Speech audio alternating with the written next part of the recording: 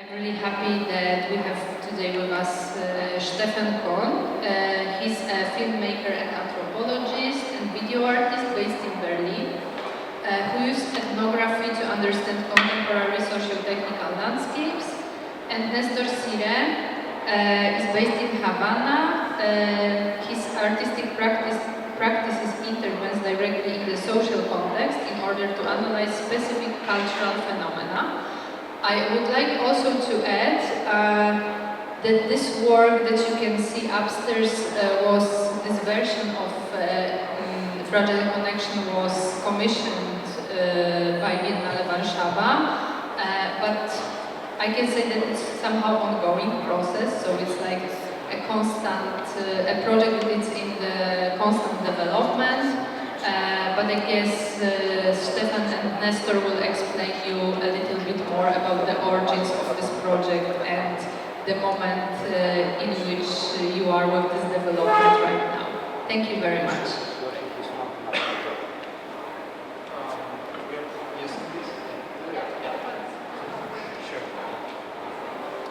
Well, thank you very much for coming, and thank you for all the people that are working for the Biennale. It's an amazing event, and we're super happy to be here. For me and Steffen, we are working together for more than 3 years, more or less. All the project that we have in collaboration is focused on the digital practice in Cuba, different phenomena, how the technology is like changing the Cuban society. Our collaboration is always like with one, for one hand we are focused on the idea of developing academic research and also create a kind of art presentation, and this is a good example of that. We are talking today about SNET. This project is about this like a gamer community completely offline in Cuba, and Steffen will explain more about the academic and the methodology that we can use for engage this phenomenon. So yeah, we thought we split this presentation bit up, that I give you basically a half-hour summary of our research findings when we were kind of doing research with this SNET community, and then Nestor afterwards will moderate a bit of a discussion and also talk a bit more about the artwork and how it translated kind of the research part into like kind of the installation part. And during the presentation, we also will show you a lot of images Nestor took with the community, and we're also showing 2 short research background videos now.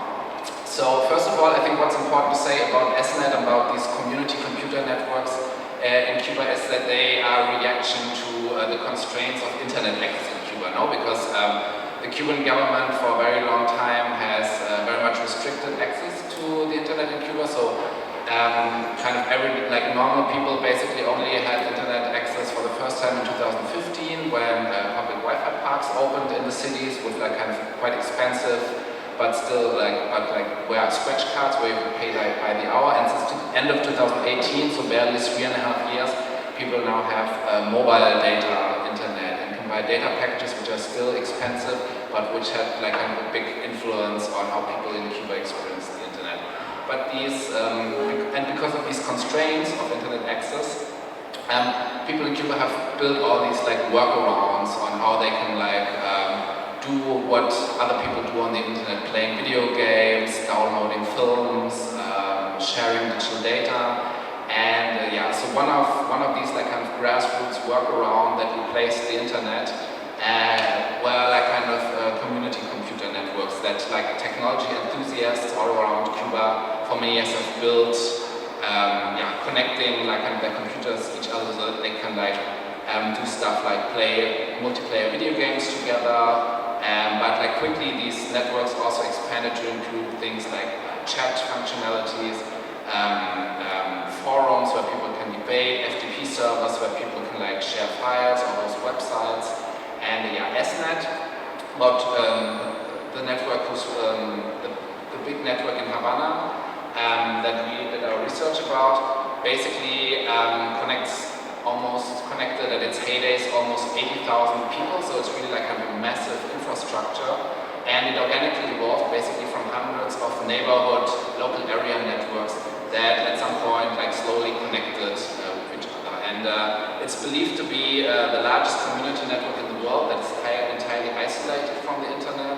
Yeah, and it really links like tens of thousands of users. As our work, as Nestor will explain later when we talk a bit more about the work, as our work I think expressed quite strongly is like how deeply this network is rooted in the gaming community, you know, because like in the mid 2000s, people in Havana were like kind of starting to set up these private LAN parties where gamers kind of gathered at people's houses and brought all their computers, and at some point they also started to like kind of string cables through windows or across balconies and then even to streets, so to like kind of permanently connect their computers to their friends in their vicinity. And these basic computer networks then grew with the increased availability of wireless access bridges, which people locally call nano, because of this popular model Ubiquiti's nano station. And so soon whole neighborhoods basically became interlinked, like also like kind of neighborhoods like really from like kind of different sides. And what you see here are like kind of the 9 kind of biggest regional pillars that are all interconnected, and these pillars again connect to like smaller neighborhood nodes, and this is a bit kind of the structure. So yeah, the network really grew, as I said, in a really organic way, and then people at some point within these nodes also started to form new forms of community organization and decision making. So a pyramid structure that was also very inspiring for the aesthetics of our installation kind of was created, in which like kind of smaller local area networks that were linked by Ethernet cables or network switches became subnodes of a bigger network, and these subnodes then became connected to larger nodes via wireless bridges. And these nodes again were managed by local administrators who provide technical support to the hundreds of users they connect in their little node. And these individual nodes then become linked to these regional pillars that you see here, which are again then grouped by geographical proximity and run by general administrators who are kind of the most powerful kind of, let's say, agents in these networks. And these different pillars are connected by long-range directional Wi-Fi devices. And they're basically fixed by wireless links, and each pillar kind of peers with at least 2 other pillars, as you have seen the structures. So, and one central backbone in the middle of the city. So they're basically forming a very decentralized structure where also like kind of whole parts or whole nodes of the network can basically fall out, and then data are kind of rerouted.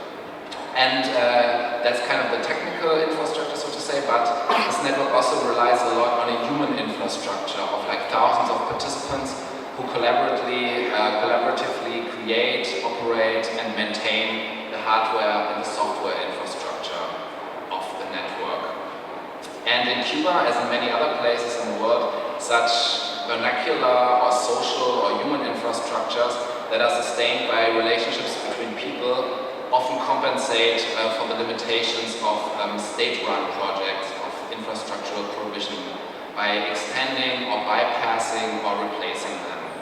And a lot of social scientists or anthropologists have described how social networks come to constitute a form of infrastructure by forming webs of interconnections between actors so that they can find support for all kinds of social, economic or political projects. And many anthropologists have often like celebrated these creative and flexible ways in which such networks step in when the official infrastructures fail to deliver. But I think what our research kind of shows, or where we also want to intervene in this literature, is that we're also interested in, so to say, the dark sides of such human infrastructures, because very often these, and particularly in Cuba, these infrastructures suffer under immense stresses that rest on these underlying social networks, so people have conflicts between each other. There's like kind of breakdowns of social relationships that inevitably arise when people involved in them have like conflicting visions of what they imagine their network to be, and like how they want to actually do their work and how they want to do their stuff. Very often these people are involved in power struggles with each other, or they just merely respond differently to outside pressures. So we want to call attention also to the the kind of inherent fragility of these human infrastructures and the consequences of their breakdown. And we're also going to demonstrate how attempts to repair or renegotiate these interpersonal relationships that support these human infrastructures fundamentally also shape the ways in which people experience them, and how this fragility also impacts kind of their generative potential. So as we said in the beginning, because of the organic development of this network, it never really had kind of a solid infrastructure, and it continuously faced many problems. Like the material basis of SNET was always insufficient for its like expeditious growth. There were oftentimes occasional crackdowns by local authorities who didn't really understand what this network was about, or who thought that like kind of satellite antennas were or who like kind of thought Wi-Fi antennas were actually satellite antennas that people would use to get illegal American television broadcasts. Or very often there was also disagreements on rivalries between administrators of the network. But a key reason for its resilience was this decidedly distributed infrastructure that guaranteed that the network continued to work even when parts of it became unavailable. And this distributed infrastructure was deliberately designed in a way that it could easily be modified to adapt to changing conditions. And modification or modding is actually kind of a central task that the administrators or the makers of these networks had to perform on a daily basis, because all the video games that are played via the networks are basically modded to function in Cuba, because they're all pirated now and like have to work without a software license, so people had to kind of mod them that they also work without connecting to the internet. And the hardware and the software basis of the network also constantly had to be like kind of updated and fashioned. So this concept of modding, which we kind of as a cultural practice encounter basically all the time during our research, is something that has like kind of its origin in gaming culture, because that's basically how fan programmers kind of describe their alterations when they like kind of change the aspects of a video game. But for us, modding was also like kind of a key metaphor to understand what SNET members are actually doing and how they manipulate their network software and physical infrastructure, and how they make and remake social connections and enact agency also in the political processes that at some point deliberately like kind of came up around SNET. And what we're going to show you now is a short video that is part of our research. So Nestor and I, when we interviewed users of SNET, one of our research methods was that we kind of asked people to give us kind of guided tours through the network and like reflect or talk about how they kind of experience them. So it's kind of an elicitation method that helped us kind of make people talk about what they do in the network on a daily basis. And then we edited these videos together to the form of something that looks a bit like a gameplay video or like kind of video tutorial. And the first video we shot with like an SNET user from the Republic of Congo pillar. And it's basically a short tour through the software infrastructure of the network. So you get an idea of what people actually can do and see and make and create in the network. Yo empecé con el TS y empecé a hablar con socios, empezamos a jugar al área. Ya después fui avanzando y fui aprendiendo. Lo más básico es que empezar por el TS con un servicio que es para hablar con la gente, donde la gente misma crea canales. También hay canales creados por la misma administración que es como un repositorio de todos los links que estén activos. Obviamente las más grandes que tenemos ahora, que es de RV. Ahora mismo conectados 313 personas. Entonces, estos son los canales creados por la administración. El foro, el portal de RV, que es para el Powwow y eso. RV2, esos Powwow, actualizaciones de cositas pequeñas que le van insertando. El repositorio de aplicaciones que ahora mismo está tumbado, pero es la aplicación que es para por internet. También me hicieron por página web y ya por ahí puedes descargar las aplicaciones. La página del BFD, bonito, el Battlefield. Vista general, que es mi blog, que no soy muy bueno. Hay un chat global donde todo el mundo escribe y entonces son los privados. Ya tú ves a alguien y le escribes a él, lo lees, buscas citas y todo. En la página donde clasificamos de compra y venta, contactos de video, computadoras, monitores, accesorios y todo, con respecto a las PC. El mobile, los muebles, ollas, sartenes, inmobiliarios, que es de casa, alquileres y compra y venta de apartamentos. Páginas de radio que para oír música en stream. Ahí no está puesta.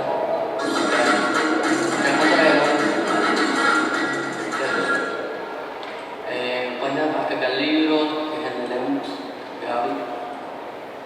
Y ahí está diferentes libros, salas y todo eso. El clima, el foro de relojes. Vamos al Steam.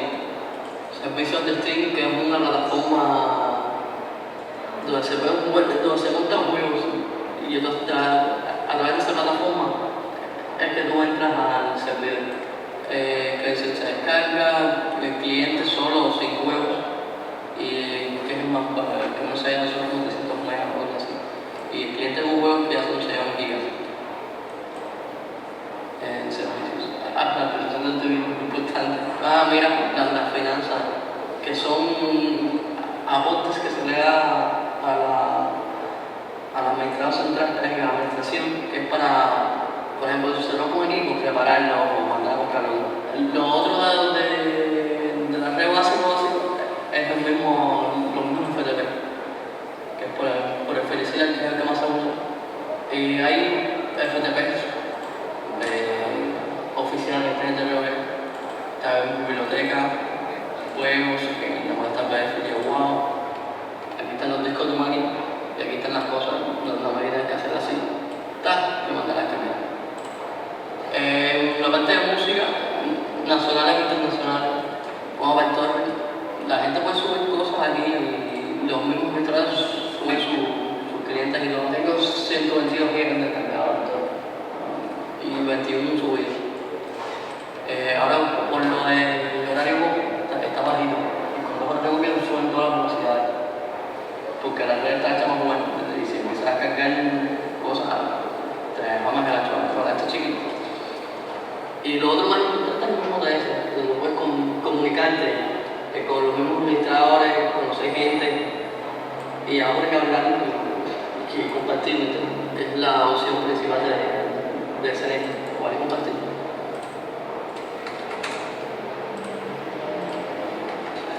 Yeah, so in this video you've basically seen like an example for one of these like kind of modding practices on the level of software, no? Because TeamSpeak, this kind of software that is basically the main interface people use to interact with the network, and that also plays a big role in our installation, it was basically meant to be a video conferencing software, no? That like kind of allows users to communicate with each other via voice and text over the internet or local area network, and it's basically like a bit like Skype, but was designed for like kind of online video games, so that people could like kind of talk to each other via voice over IP. But what people in this network have basically done is to like kind of also use it as a representation of their digital identity. So it also works a bit like kind of a social network like Facebook, no? So yeah, people with the stickers that are also part of our installation can like kind of share some like kind of character traits with them, like kind of what football fan, like what from football fan they are, what games they play. But people use the TeamSpeak also, for example, to do like live radio show, as we've seen. So they basically, because it's so customizable, people use it in a much broader way than the software was actually kind of originally intended. So it's a mix of like a social media network, content streaming platform, and still also a communication platform. Yeah. But modding also, this practice or this cultural idea of modding, we also found a lot on how people construct or deal with the physical infrastructure of the network. And we also have a video that explains that a bit.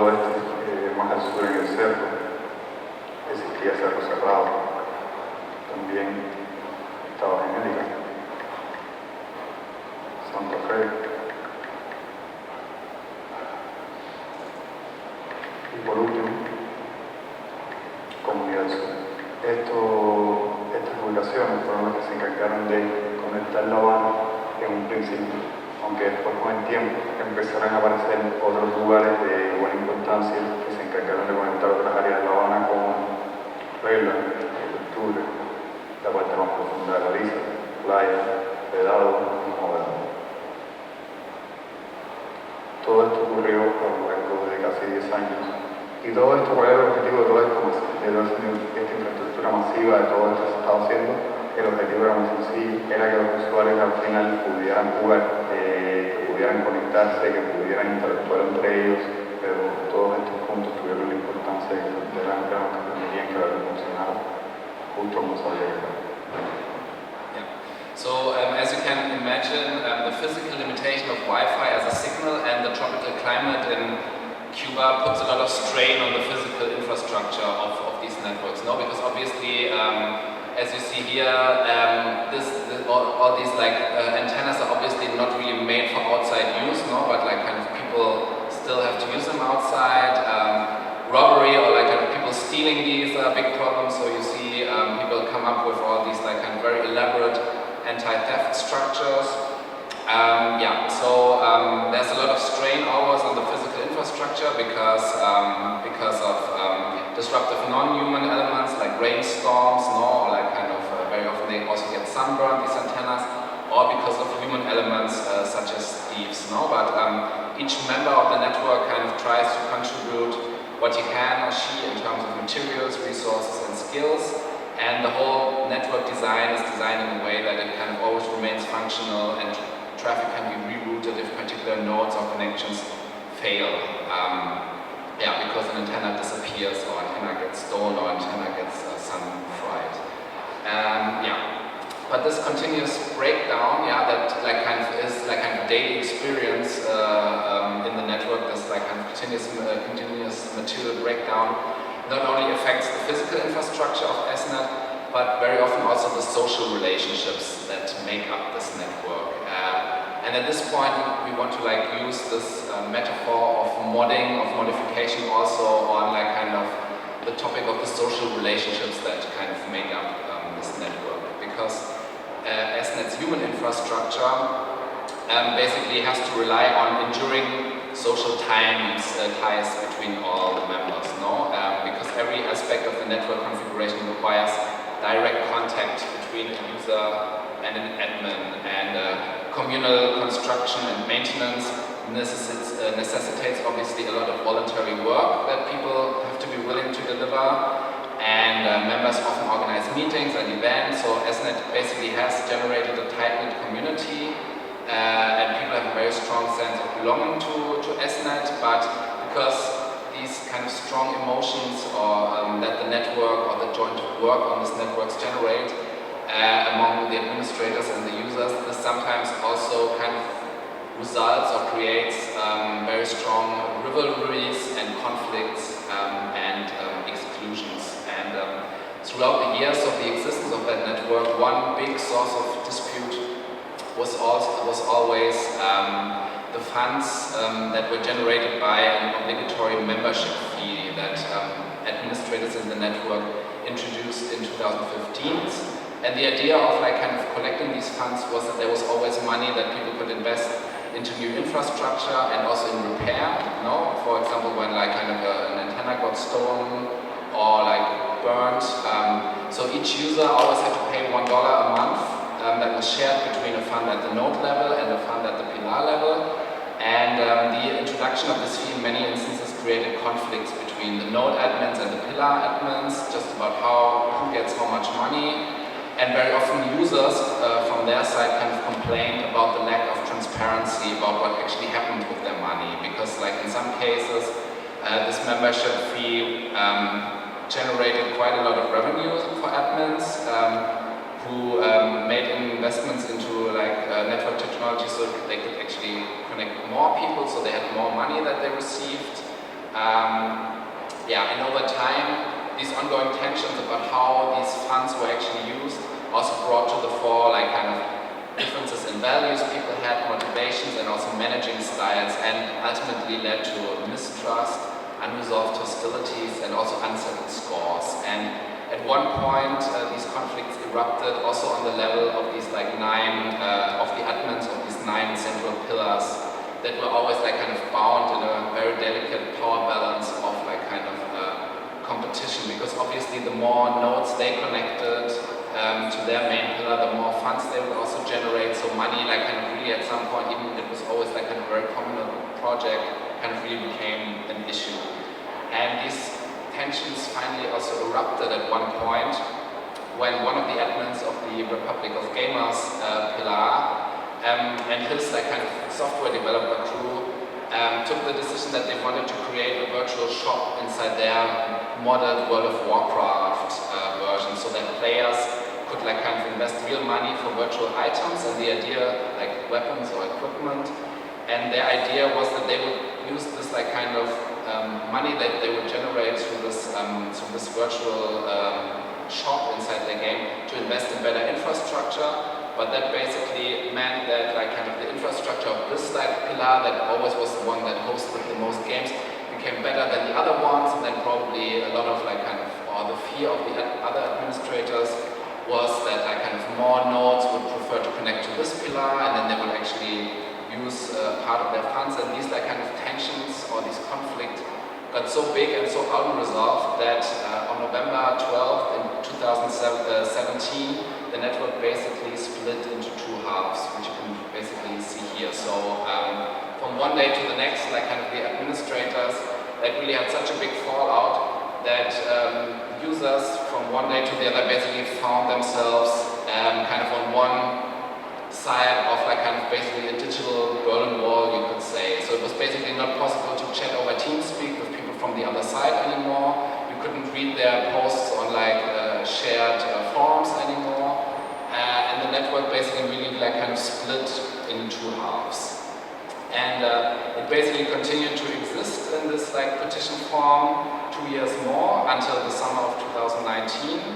And then like kind of SNET hit another brick wall because the Cuban government at that point in summer 2019 released new legislation on the operation of private Wi-Fi networks. And this basically forced SNET makers to then again adjust to new circumstances. Before summer 2019, it was basically illegal to import Wi-Fi equipment, but the operation of private networks was not really prosecuted, and there was not really a law, and like a lot of things in Cuba, it was basically in this gray zone of illegality, you could say. And SNET makers had always like tried to take a lot of pains to not get into any conflict with the government, for example by kind of auto-censorship. No, like administrators always made sure that in forums or in chats like there weren't any political issues discussed. And if you show maybe the next thing, what they also did, and this is a photo that shows this, they also always gave a lot of presentation in like these state-run official youth computer clubs. So they also like kind of try to like be in good terms with the government by like kind of collaborating with like kind of the official youth computer club infrastructure, giving workshops.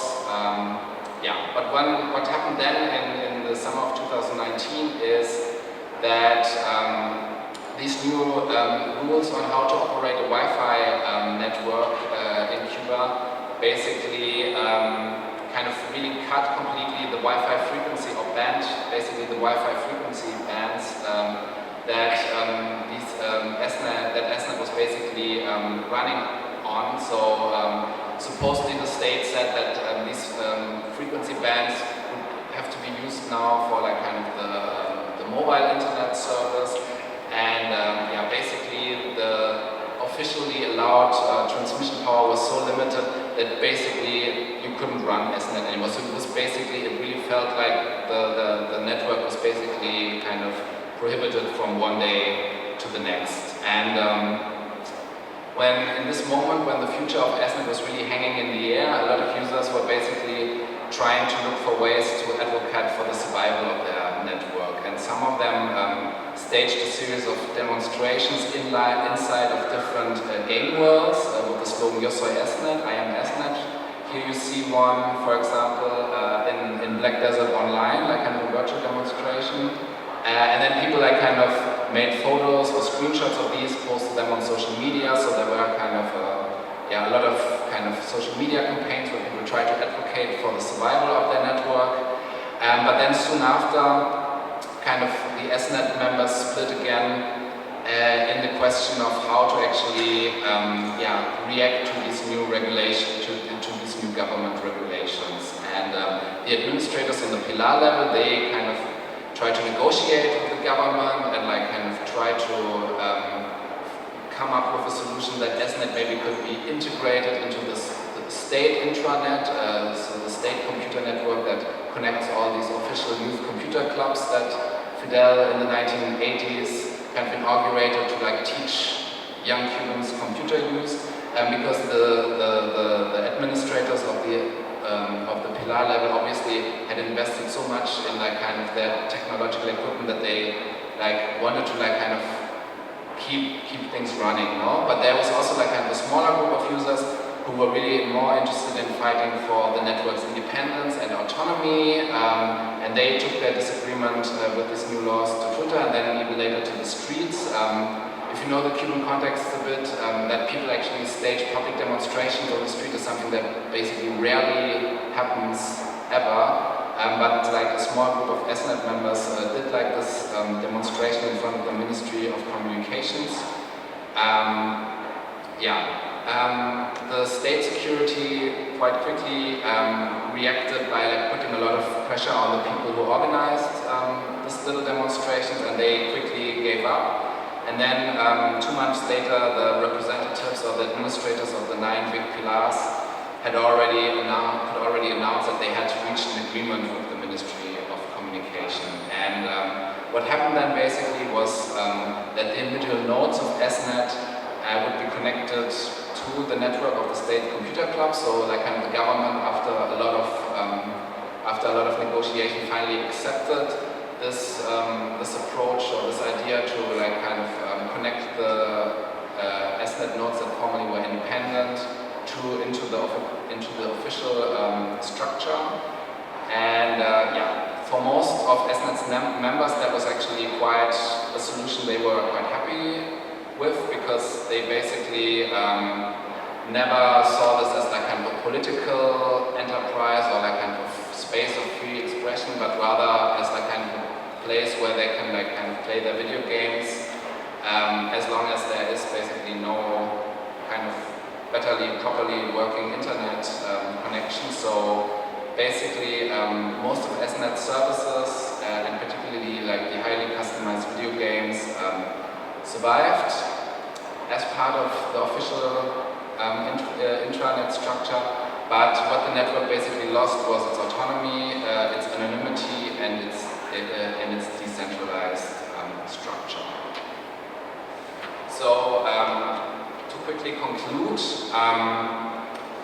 while anthropologists and other social scientists have identified moments of material breakdown as central to the basic operation of infrastructures in many seminal writings on the concept, such as Starr and Gouleda's definition of infrastructures as invisible until they break down, or Brian Larkin's insistence of technological collapse and repair as constitutive elements that form both people's relationship with infrastructures and their imaginaries, these produced in the global south, or Jackson's call for like kind of broken world thinking. We are actually more interested in also what kind of elements of like kind of social breakdown also defines how people experience these kinds of infrastructures. And I think the case of SNET shows us that we have to expand these materialist perspectives on the fragility of infrastructure by also analyzing like similar ambiguities in like human infrastructures or people-embedded infrastructures, where practices of collaborative creation and maintenance create new forms of sociability and belonging and solidarity among people who've been previously unconnected, but they can also provoke internal conflict and require complex negotiation, and then eventually also lead to the breakdown of the social ties on which these alternative infrastructures often depend. I will stop here. All questions you have, maybe you can, Nestor will try to answer now, and then we can maybe also talk a bit about like kind of yeah, how our installation kind of reflects on the history of that network. I think in a couple of times we'll actually already talking about the installation, some point installation, talk about all this history and all these details about this community. But also our idea was not to create a kind of documentation about this reality. It was more to create a kind of representation of different different conditions or different from materiality, from like the digital experience of the net, some of the aesthetic, the identities of the net, and try to create a kind of like small servers of SNET more for art space. And I don't know, I don't know if you have questions now. I think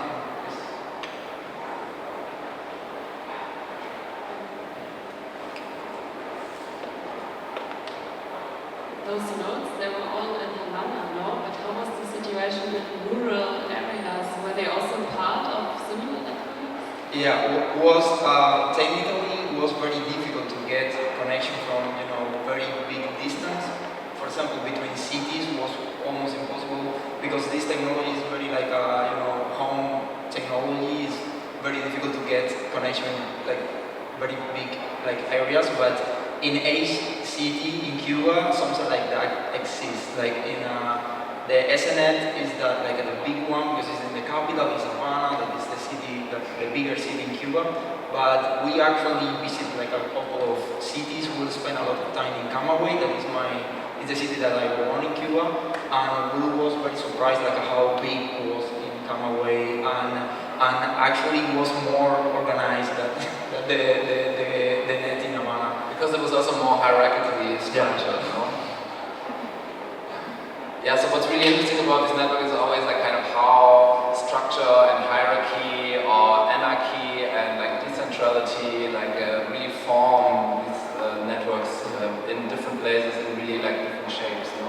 And also like a big, big situation about create this net is actually that even having a Wi-Fi antenna was not legal in Cuba. Like, it's insane how, I myself, I get in the country like a couple of times Wi-Fi in a way like super weird. Like I put in, I separate the piece of the Wi-Fi, I use like a different bags, because in Aduana, if they discover that you have a Wi-Fi, it's not like you go to prison, it's more like they confiscate, and they are like kind of expensive, device, and it's always like,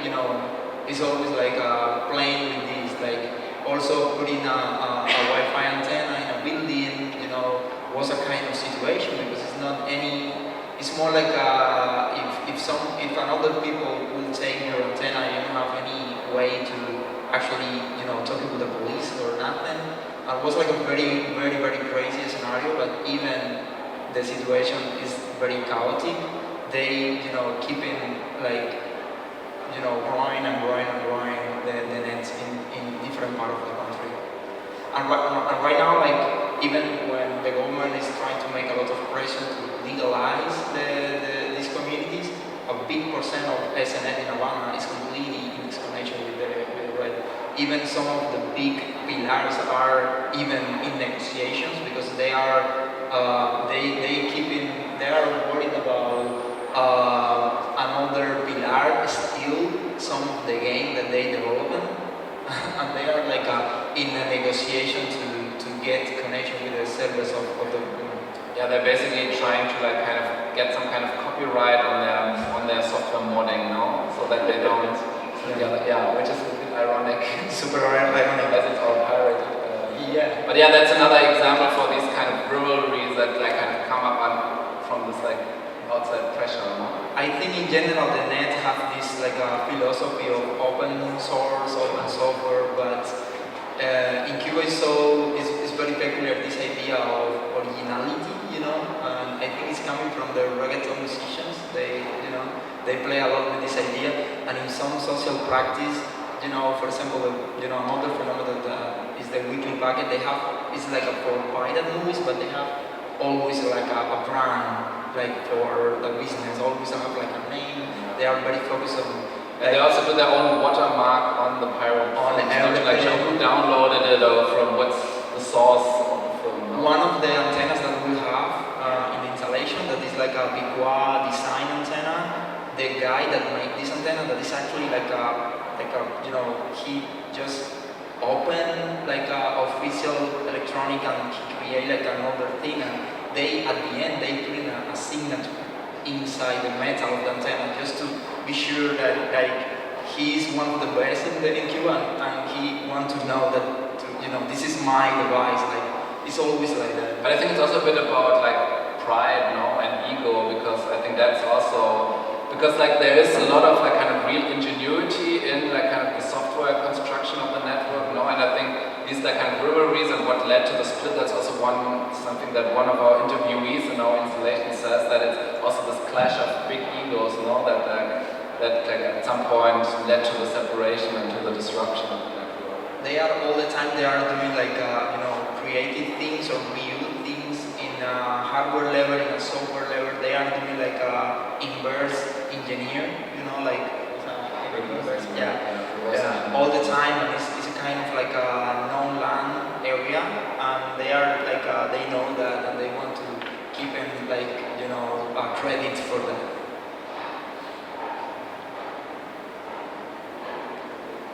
What is the relation right now between the weekly package and the SNET in the form as it exists right now? It's a very good question. Actually, for the people that know about this phenomenon, weekly packet is a kind of version of internet. It's in a form of hard drive, 1 tera per week, and it's the way that most of the Cubans receive like entertainment materials in general, or news, software, like advertising, everything. It's like a human infrastructure to distribution of digital materials in Cuba, and it's super big. Like it's 19% of the Cubans consume the weekly packet. Almost all the Cubans consume the weekly packet, and it's more popular than any medium in Cuba, like a national television, national radio. Like it's more popular than everything that exists in Cuba. It's completely informal, completely on the ground in this area that a legal practice. For example, one of the futures for the weekly packet actually was, completely getting complete inside the SNET. Like most of the nodos of SNET, like the big pillars, have like a FTP or like a torrents with the folders of the weekly packet. But one of the things that is not completely like, right now inside the SNET is you can find a weekly packet, but because of the net is slow, the load of a movie for like 2 gigabytes will be very slow, and also they have a rules, because if if everybody is download things in the same time, the net is almost like a crash, and they have like a time for the load movies and a time for game, and the time for the load movies is very short because the community is more focused on game. But it's completely, sometimes it's almost like the scene, What I would add, I think it's also these two phenomena are slowly like kind of also growing a bit together, no? Like kind of the traditional way of like distributing this collected or this curated 1 terabyte collection of everything that's new on the internet that is the paquete was that basically you could subscribe it to your home, no? And then the paquetero with like a 1 terabyte hard drive comes to your place and you copy whatever you need and then get the next person gets it. But for example, the network that we saw in Camagüey, that was like kind of the local computer network there, they basically had some kind of Netflix clone where like all the new content of the paquete every week, it was basically streamed in like kind of a circle of like 3 or 4 kilometers, and if you became a member of the net by like paying $1 or $2 a month, you could basically stream all these films. You could do video calls with everybody else who's on the network. You even had like 8 gigabyte of cloud space or something now. So obviously this And this, we made like basically 2 days of interviews with the administrator of the network, and he has an official government license that he's allowed to run this network. When people log into the network, they first have to log in with their account to the Youth Computer Club, the state official network, so there's basically everything can be traced, what's happening in the network, and it's very hierarchical. The guy lives of it, basically like this $1 membership fee is basically his monthly salary collect for everybody, but like kind of the technical ingenuity was really actually quite impressive. Yeah, one thing that is important to understand about the Cuban reality is actually like it's not like a big change that the government and SNET is a kind of the government's trying to have like more control of SNET because actually the government in Cuba have control of everything. Also, before that SNET was more like independent, the government know all the people that are working inside, like the executive of the state have like a control of everything that is happening. I think after the net is more like illegal, it's not like a big change in the structure of the net. Like the people, like these guys, like the admins of the pillars, keeping running the pillars. I think that like the big difference maybe is like right now the server of the information is in the server like an official server, and it's a kind of more easy to know what is happening for the government, but at the end, they, before to have the servers in one or like a governmental organization, they could go to any home and open a server in any time. Like they have this kind of power in Cuba, and it's not, and also like at some point, for more of the user of SNET right now, the net is more like a fast, it's a kind of very weird and a big question that we will have for in this project, what is if we are thinking about the majority of the users, they are kind of okay with this, but also it's very it's very like a big question, in relation with this kind of independent net, like they must continue being independent, but what is the concept of independent? Like, what is the border? Is because if it's in relation with control, they already have a control. It's always a person, a human being on a software that have control to something or a way for another power to get this information, and more or less not a lot of things change right now in Cuba, but the big change is like I think is the say that SNET is part of the government right now. It's more like a political and ideological change. It's not so practical change. And can you tell us a little bit more about the wiki packages? Do you rent them or do they become your property when you get them? And if they become your property, can you use them to access information that's illegal? And for example, I don't know, buy art, media art that's critique of your government and have it as your possession. Yeah, the wiki. Nestor is actually the main person who distributes art through the paper. Yeah, for free. The wiki packet is more like a folder structure. It's not like SNET is more like a reproduction. It's more in relation with the idea of internet. You navigate, and in a way we can navigate in the wiki packet, but open and close folders. It's more like a completely offline database in a hard drive. In 2014, I created the first folder in relation with art, and I started to invite different new media artists to present in this format. And this is the only information in relation with art that we have right now in the weekly packet.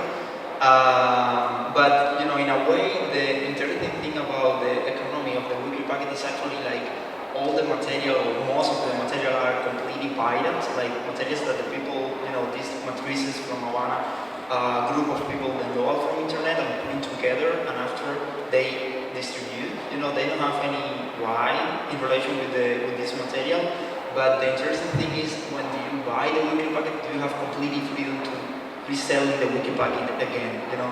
And this is this is like a decentralized economy structure. Is very interesting in relation with digital distribution, because you know what we'll know about this like a big streaming companies is like they create this kind of entertainment package, you know, online, but the money is going to one direction, you know. But in this kind of phenomenon, also because the copyright is not a issue, you know, the money is completely decentralized. Like, you know, the matriz, the big people in Havana that create all this like a packet of information or entertainment material, they may receive less money than a matriz or a person in the other country of the country, because it's always in relation with if you working very hard to get clients, you know.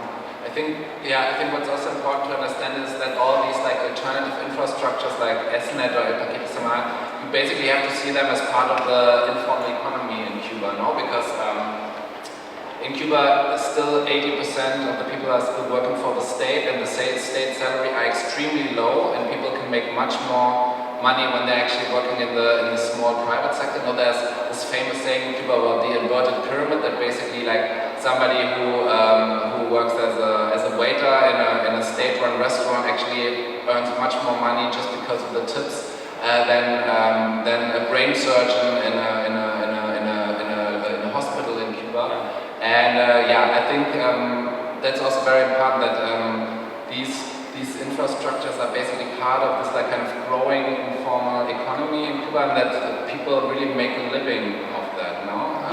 For example, if you run an SNET node and you have 400 people connected to your 2 Wi-Fi antennas and everybody pays you $1, then you have a salary of $400, which is like more than most people with state jobs like can make in a month, and people really make a living of that. And also like you know, like in relation with the weekly packet, we have like a couple of ways to, you know, receive information. Like the most common way is like a public space. It's more like a small stores in all the corners in all the neighborhood that are completely legal, because actually they are paying you know taxes for the government to have like to rent and sell pirate material. You know, this is not like you know, pirate material is not like a issue for the Cuban government. They are completely open about that. And also the national television, all the movies that we watch in national television are pirates from the government. And this is, you know, like pirate materials or copyright is not a topic in Cuba, even from a government perspective. And the other way is paquetero. It's a kind of delivery process when people come into your home in a bike and bring a hard drive, and they have drive with you a couple of hours. You make a selection of the material you want of the paquete, and this guy coming back again and giving the hard drive back. And mostly the paqueteros are like young people, like students in the universities, you know, or people that have a lot of time. It's like a full-time job, depends. Or people who have a state job but need more money and do that side hustle. Yeah.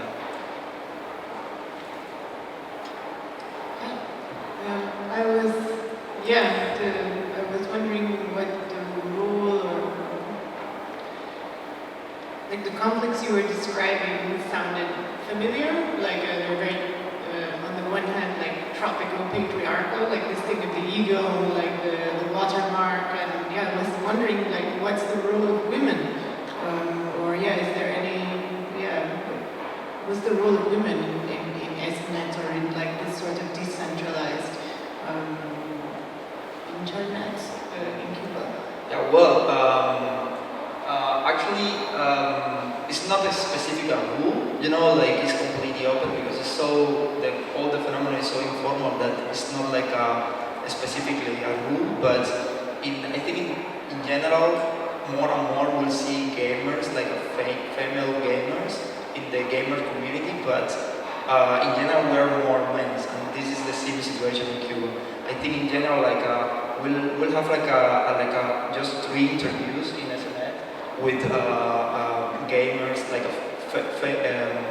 female gamers, but it's not so common, you it's more like a users, but in this like a hierarchical structures, it's more like a man.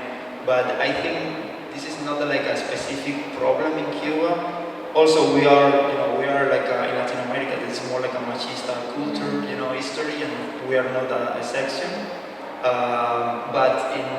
But also in relation with this kind of like net informatic like communities or gaming community, they are more men's in general. Yeah. And I would also say that the toxic masculinity you see in like global gaming cultures, you also see this like kind of typical behavior you also see in SNET, the trolling and all that. So, and I think a lot of like the conflicts we kind of try to describe are also like based in such forms of toxic masculinity. Yeah. Also for the sticker that we have on the wall is one that is specifically for talking about a man that is trying to find girlfriend in the community or a female that is trying to find. It's always like it's very basic things, but we are not exceptions, more or less the same. Sadly. I've got two questions. One is very technical. So how was this SNET connected to the backbone infrastructure of internet? Maybe I missed this point. Not at all, no. It's completely they have their own backbone kind of. Like the internal, network. so there is no like external connection to No, the that website. would have been hardly that would have been very, very illegal. Okay, yeah. And basically the pillar admins in this like constant auto censorship, they were really enforcing that no node was actually connected to the internet, because there is this other side hustle in Cuba that people kind of resell the signal from the Wi-Fi park, so they kind of they connect with their own account and then resell like kind of the connection they have to other people. That's also a very flourishing business in Cuba, but SNET admins made sure that no node administrator was actually that to not endanger the whole network. Because this is more like clearly illegal. The only we have like a monopoly. The Cuban government have a monopoly of communication in Cuba that is just one company. The name is Texa, and they opened this like a Wi-Fi park in 2015 for first time in the country. And after this point, a lot of Cubans just come into the park with a computer and using like a software that the name was Connectify, and they put in like a one usuarium and share, because the internet in this park is in relation with the time that we spend. And they will, the strategy was share one connection to multiple usuariums and have like a very low price but make money. And this was like very illegal, because this was a kind of hacking to the net. And most of the pillars in the history of the SNET, they try to do this for economic reasons. And the community in general was fighting very hard with this, because also getting, a lot of people getting connection and using internet inside the net will put in like the net was more slow, and most of the gamers want to play video games, and there was like a kind of very delicate situation. And the second question is about these weekly packets and about how much they were curated by people who produced them, because I guess that but also this tendency to have this individual stamp on things. It may be also related to the weekly packet, I guess. That people could like create their own proposals, and how different they are in certain categories. Because I guess that if you get a packet that is about music, you can curate it in different ways. So were they attempts to curate it in different ways, or you've got just one composition of songs or films or software? It's in all the country we'll have like because it's the weekly packet is not made for one person. It's impossible. It's more like a group of persons, and the name of this group of persons are matrices, like a kind of companies, informal companies. We'll have like just two, like the big ones that everything they have enough people, enough money, enough time to get a lot of information at the same time, and it's more or less one structure. But after that, the matriz, you know, Omega or Odyssea, this is the names. After that, they started the distribution of the information. You know, each submatriz or the other business that really have contact with people, when they receive the folder, they could change. And also we visit Camagüey, we visit another cities of Cuba when even another submatriz receive a lot of information, a lot of movie, but they also then load things from internet, including extra materials in the structure. And you know, the information and the different weekly packets are kind of, they are sometimes different, but in general the structure is more or less the same. And in relation with you know, the selection of materials, they also, you know, I normally, this is a question that everybody do it, like, you know, think like you know, how do you select materials, but they always say, you know, they load everything they can find online. Like, it's not like a kind of specific selection, because this information is for so many, like 12 million of people. They could have exactly idea about what, you know, they could make like okay, this movie will be like a super good. No, they just take all the movies that they can find, but like also very often it's like kind of Russian platforms, no, like in general it's like torrent platforms, yeah. or like Mega Upload, Rapid Get, this kind of platform. They just download everything that. But sometimes, you know, like in relation with what is like a more popular in Cuba, they focus on that. Like, for example, like soap operas are one of the part of the weekly packet, also because we are in Latin America.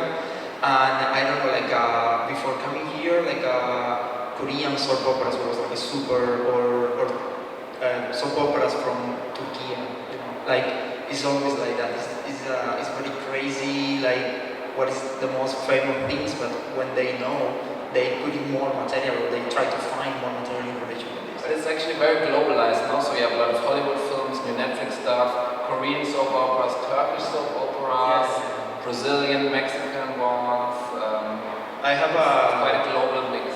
I have like a very very nice or bad experience that I was in the new museum making a talk about the kind of material that we receive in the weekly packet, and I was talking about Game of Thrones, and I say something like because in the last, you know, Game of Thrones the dragon died, and I made like a huge spoiler. Everybody will say no, and it's because you know, we'll receive the last, you know, Game of Thrones before actually clear, you know, like, it's very,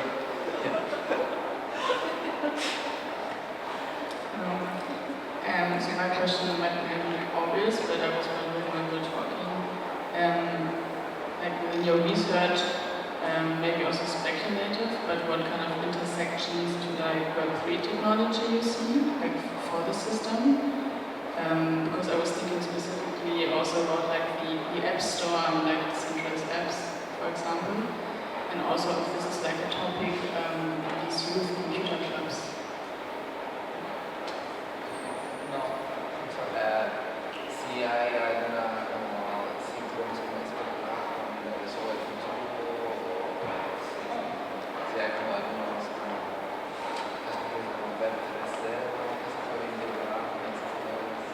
yeah, well, yeah, one of the questions that normally people do it about this kind of phenomenon is because, you know, all these phenomena exist because was not internet, like what is happening right now with the internet, you know, and I think this is more complicated. Like, all these phenomena exist not just because it's not internet in Cuba, it's also because like the embargo and many other things, you know, a lot of, for example, right now for a Cuban, even if they have money, you know, it's impossible to pay any like online server because the bank account like in Cuba don't work online, and something like that is, you know, is because of that it's just impossible to get Netflix, for example. And I think, you know, like like one of the big change of the Cuban digital reality will be the internet, and is right now the internet, but I think it's not making a lot of change with these communities. Like the weekly packet is more popular than before, and SNET is a kind of, we know like a lot of gamers start to playing online video games, online for real, but it's about like money, connection, you know. I think what my answer would be is that these human infrastructures are so flexible and they're so tailored toward like a very concrete need, and when this need is not so urgent anymore, for example, because the internet X gets better, then something else happens. Now, for example, a lot of people we interviewed who are very involved in SNET, now they're all into like kind of crypto video games because they found this new way of like making some money by like playing play to earn crypto video games, no? Or like crypto all of a sudden emerges as this new way of like kind of sending remittances like to Cuba, no? Because the Trump administration limited a lot what Cuban Americans can send to their families on the island, and then people all of a sudden discover that crypto now with better internet access could be like kind of a workaround for that, no? So I feel these like human infrastructures kind of really change as soon as like kind of the technological or the social or the political environment changes, but like kind of people take their technical knowledge along with them, and they kind of find new solutions and create new kind of informal networks. I think that's what happens. And also, you know, all this, like, as an artist, I will love to create something that have like this, you know, like create a kind of project that can be so like big in the Cuban reality or in some specific context. But this is very difficult because SNET or the weekly packet is not something that happened one moment. It's more like a process with many years. And the people already know this process. You know, for my grandfather, my family, you know, will be very difficult even have access to internet to learn how to find some specific material, and the weekly packet is just simple and easy, and it's the way that, you know, I think for see some like a big change in this kind of realities, we'll need like a real change in the structure of the, you know, the digital ecosystem, and also time to understand these new things, you know.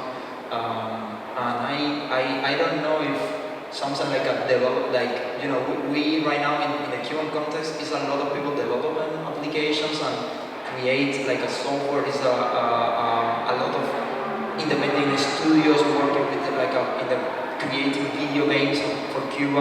I imagine that maybe in the future more of, you know, a lot of these phenomenon have like I don't know, new apps or ways to, you know, make it easy the selection of the material or also the distribution. But right now it's kind of it's not happen so you know, so hard or so evident.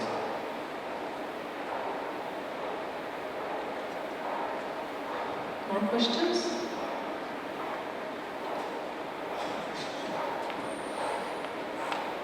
Yeah, maybe to build off what you just asked and what you guys alluded to.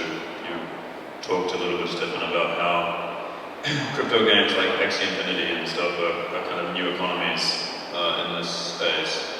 And Latin America is one of the places that, you know, certain parts of Latin America are some of the places that have kind of national units have officially adopted Bitcoin, for example. Can you talk about some of the impacts of crypto in the horizon of this space, if there is other explicitly crypto things that you see emerging? You mean from the government perspective also? Not necessarily, but also maybe in the regional. I mean, you talk about remittances and Axie Infinity, are those the two main areas that you see crypto-related growth? Yeah, actually this is one of the next projects that we are developing right now. But for example, like just like 3 days ago, the studio that we're working with for the development of Packet Town, like the video game about the weekly packet that me and Steffen created 2 years ago, they apply for a kind of like a program for Axie Infinity, and they are in, you know, from Cuba, like one small studio developing this, And like Stefan said, you know, like the Axie Infinity video game is like so popular that I think like most of the gamers in Cuba just starting to play Axie Infinity. But right now, because this is actually not like Axie Infinity is not so good in relation with the economy, a lot of people stop to play. But we have like a couple of teams of Axie Infinity. We are working for a year in this idea of developing a university or that are using a kind of circular economy in relation with this idea of universities of Axie Infinity, and the people keeping working on like keeping playing this video game in Cuba. But a lot of young artists of your generation also are really into NFTs now. The thing is, in the time of the pandemic, I think was general. Like the people who were the artists that were working in relation with like a new technology of digital practice, they start to develop a project in relation with NFT. Cuba have like a very big community of artists that are working in relation with the NFTs. But it's so many things happen. Like, for example, because of the embargo, this like a big marketplace are starting to deal with governments. Like, for example, one of the most famous marketplaces is OpenSea, that is like one of the very big ones. He is starting to censor Cuban citizens, Cuban artists, because they are from Cuba, and a lot of like wallets are closing Cuba if the IP is coming from this country. Because of the embargo. It's like definitely, cryptocurrency will be like, it's something very like present in Cuba right now because of the remesas, like sending money, and also so many things happen in Latin America, and Cuba is part of that. But at the same time, it's coming with a lot of problem, and sometimes sadly, it's a reproduction of the problems that the real money have. And this will be like a very big situation. Can you say something about the official state, how they see cryptocurrency, what's their official policy towards I think like half a year, the Cuban government say we'll know that what is cryptocurrency, something like that. It's not like the national bank say will understand and cryptocurrency exists. They say something like that. And a lot of people start to, make, create ideas, because we actually, right now, we have like a very weird transition in relation with the economy in Cuba. In the past, we have like two kind of currency in Cuba, like Cuban pesos, and the COP is more like a kind of version of Cuban, like a version of the dollar in the Cuban money. And like a stable coin. It's a kind of, but it was but a real life stable coin. Yeah, so you basically had two currency systems. One, the peso convertible that was really connected to the US dollar. So exactly, tourists had to like change it, and all that is kind of all the tourist industry people had to pay in the dollar currency, and all the nice imported stuff like computers, mobile phones, you had to pay in that currency. And then there was like kind of and it was super important like for like a household economy that you had somebody in the family who also has access to that world, because like all the nice stuff you could buy in that one. But like last year, the state reunified both currencies. Exactly, or they got rid of the dollar pack one, and since then you have crazy inflation, and that's also why people are so interested in crypto at the moment, because but also they disappear one currency and they create a digital one. I want to explain. I am starting to explain that because a lot of people think that maybe they want to create a kind of version of cryptocurrency in relation with MLS. Yeah. So basically, it's a bit difficult to explain. But last summer, during the pandemic, when like kind of all the imports basically stopped, and Cuba really depends a lot on imports. Basically, 70% of all the food is imported. The government kind of decided to open these like new shops where you could only pay in so-called MLC, moneda libre convertible, and that meant you kind of had to have a credit card. You couldn't really pay with the actually existing kind of currency of the country that most people have. You needed like kind of a credit card that somebody like kind of, that you had to like kind of load with either dollars or pounds or euros so that you can actually buy.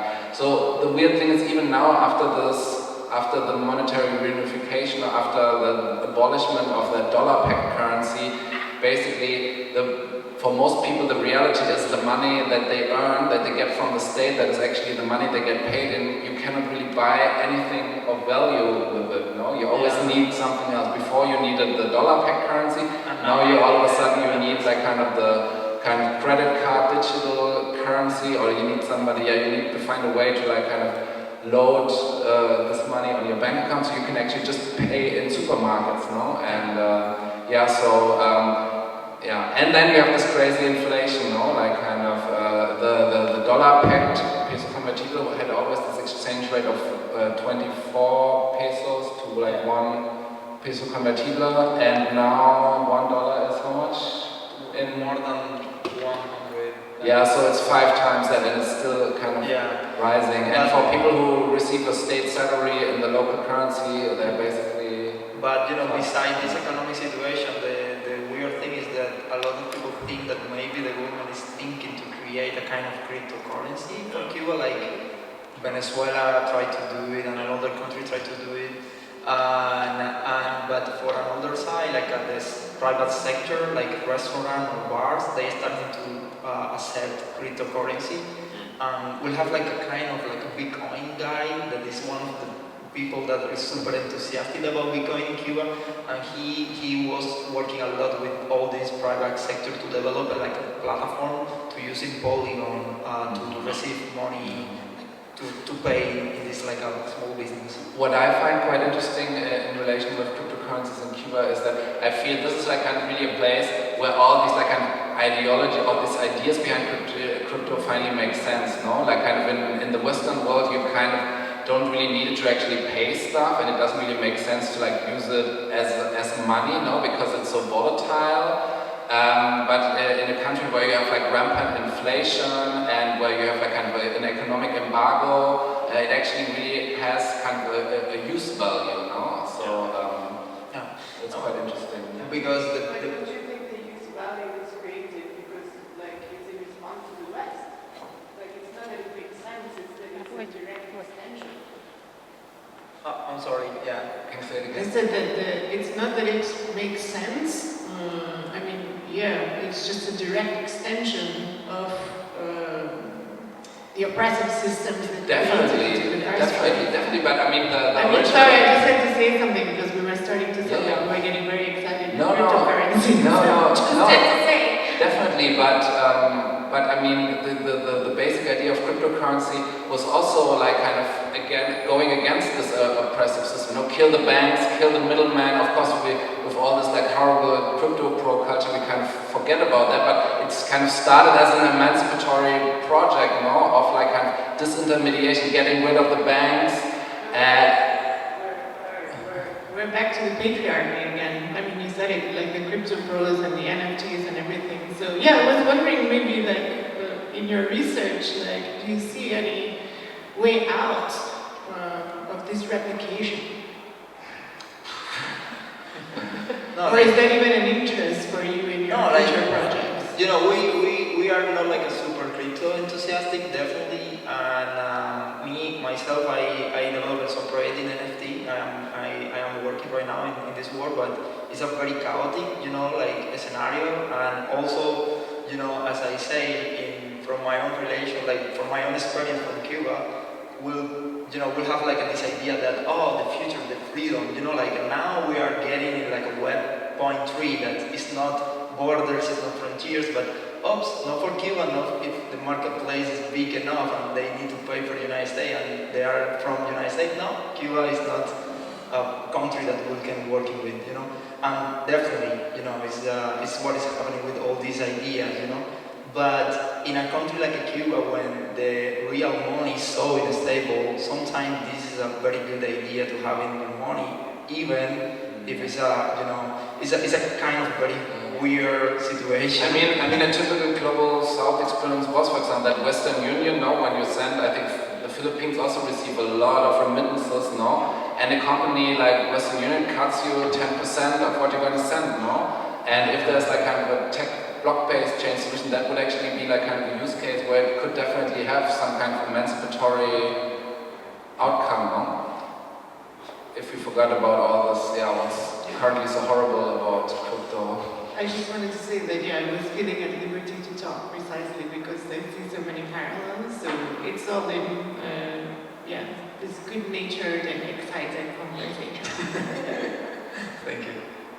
I mean, yeah, me as an anthropologist, it fascinates me more as a social phenomenon, not as something like I myself would like kind of like to invest in, no? But it definitely like excites a lot of Cubans at the moment, no? Yeah.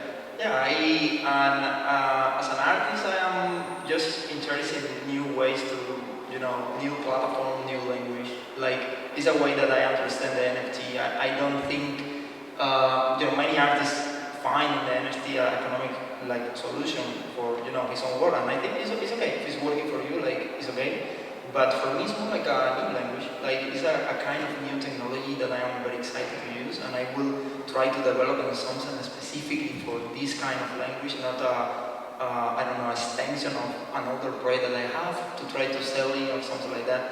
And I am a kind of very, I like the idea of the anarchist, be very open, sometimes in the contemporary art, everything is about, selection and everything, and actually, this idea to everybody can come, is something that I like it, but it's changing very fast.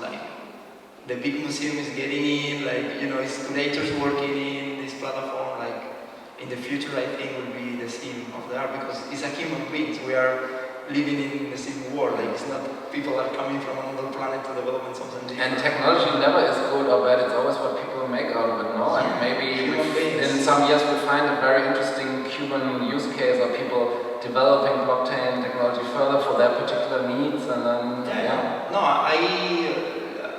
it's a lot of Cubans right now developing ideas for marketplace and more local and different ways to present NFTs, or even different platform it's a wallet from Cuba. I think this is one of the most interesting thing about this technology. The option to create something from from another perspective in relation with another technologies that have more necessity from some a Silicon Valley resource, our connection or something like that.